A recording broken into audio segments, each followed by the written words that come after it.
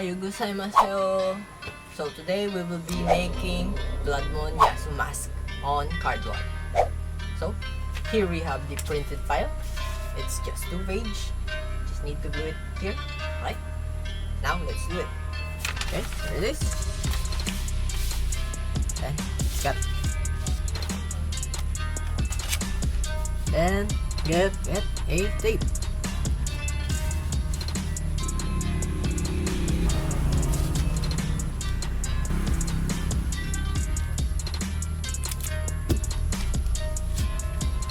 Trim it, okay?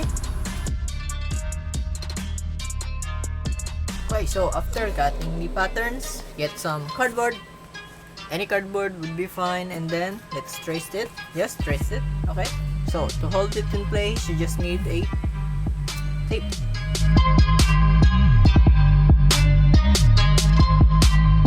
Then after tracing the original pattern, you need to trace it again, but just flip it, okay?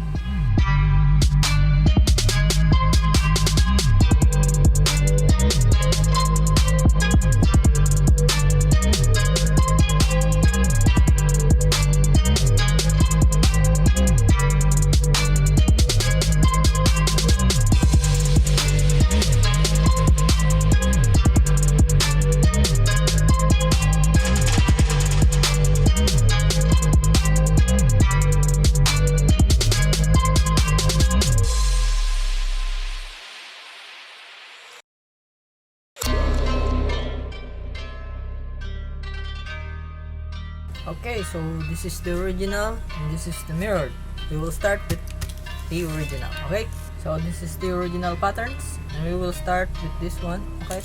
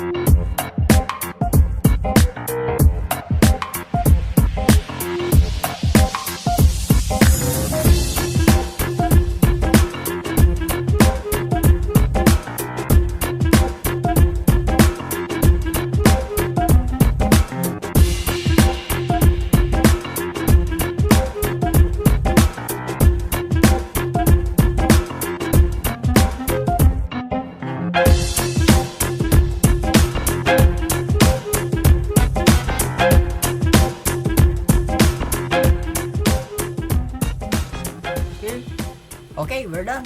Now let's do the right side. Here is the right side. And I will cut this now. Okay, now let's do it together.